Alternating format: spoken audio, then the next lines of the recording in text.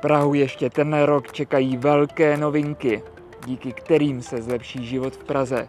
Co nás čeká a nemine? Zdravím, jsem Daniel Kotula z realitní kanceláře Kotula a každý týden pro vás na tomto kanále připravujeme nová videa o životě v Praze a jak si ho co nejvíc užít. Proto budeme rádi, když budete náš kanál odebírat. Děkujeme. Dnes se společně podíváme na 5 staveb, na kterých se pracuje a které budou ještě v tomto roce hotovy. Které to jsou a jak náš život ovlivní? Pojďme na to! Začneme podle mě v tom nejkrásnějším parku v Praze, ve Stromovce. A za pár měsíců bude ještě o něco krásnější a také větší. Tady totiž za mnou, za plotem, probíhají úpravy dříve zanedbávaného prostoru výstaviště. Právě ten se po dokončení prací ke Stromovce přičlení. Nebude to ale jenom nové travnaté místo na válení se na dece. Město tu pro Pražany připravuje nejrůznější herní prvky. Čeká nás proto hřiště na petang, stoly na ping-pong, 2 slackliney a šachové stoly. A pak tu bude ještě něco, co byste fakt nečekali.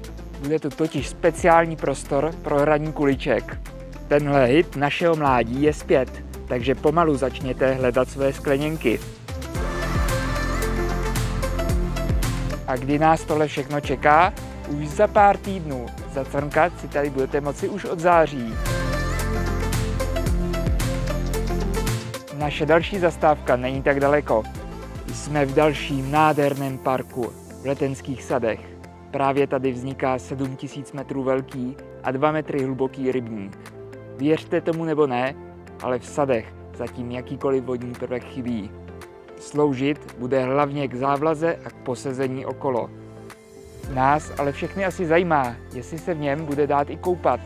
Podle radnice bude vstup do vody jen na vlastní nebezpečí. Já si ale myslím, že by to bylo moc fajn. Ostatně v rybníku ve Stromovce se to obzvlášť v těchto vedrech skvěle ujalo. Letenský rybník nemá zatím svoje jméno a já jsem zvědavý, jak ho nakonec pojmenují. Máte nějaké nápady? Napište mi je do komentářů. Těším se na vaše tipy. A kdy se budeme moct těšit na rybník jako takový? Už na podzim. Tahle další novinka potěší hlavně cyklisty. Klárovem vede jedna z nejdůležitějších cyklostezek v Praze, přesto je průjezd touto křižovatkou za trest.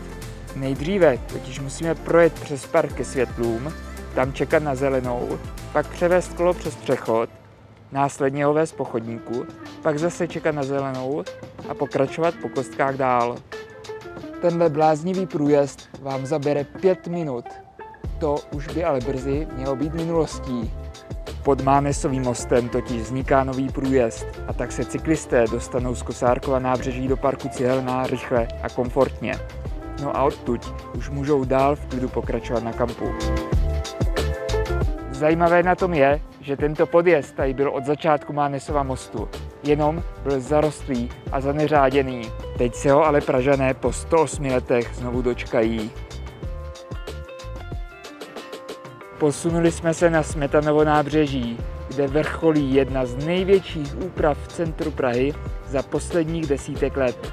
Co vše se tady změnilo? Zastávka tramvaje před Holarem byla zrušena, místo toho byla přidána jedna zastávka u Národního divadla a druhá u Karlových Lázní. Konečně jsou tu tramvajové zastávky hned naproti sobě. A ne vzdálené stovky metrů, jako tomu bylo dříve. Další pozitivní zprávou je široká pěší promenáda se stromořadím, která uleví protějšímu chodníku, který sotva stačí náporu turistů. Nově se dočkáme i cyklostezky, která ve směru z centra na nábřeží úplně chyběla. Pak se ještě dočkáme dlouho očekávané proměny Annenského trojúhelníku. Upřímně jsem rád za víc prostoru pro pěší, bude mnohem příjemnější tudyma procházet. Hotovo by mělo být už na konci června. Naší poslední zastávkou je náměstí Miloše Formana za hotelem Intercontinental. I tady se čile staví a kromě opraveného hotelu by měl být zde na náměstí postaven nový obchodní dům. A to i navzdory tomu, že na tomto veřejném prostranství není možné podle územního plánu nic podobného postavit. Jak developer získal územní rozhodnutí, je asi zbytečné rozebírat. Důležité ale je, že před pár dny Ministerstvo pro místní rozvoj dalo stavbě záporné stanovisko a stavba je proto nyní zatím u ledu. A tak na rozdíl od předchozích novinek, tady můžeme být rádi, že vše ještě po nějakou dobu zůstane při starém. Protože obchodní dům na jednom z posledních volných míst centru Prahy to Pražané vážně nepotřebují. Tím je naše dnešní video o novinkách v Praze u konce. Co na ně říkáte? Doplnili byste ještě další novinky? Napište nám je do komentářů. A pokud se vám líbilo toto video, určitě se vám bude líbit i některé další. Například to o historii a proměně kulaťáku.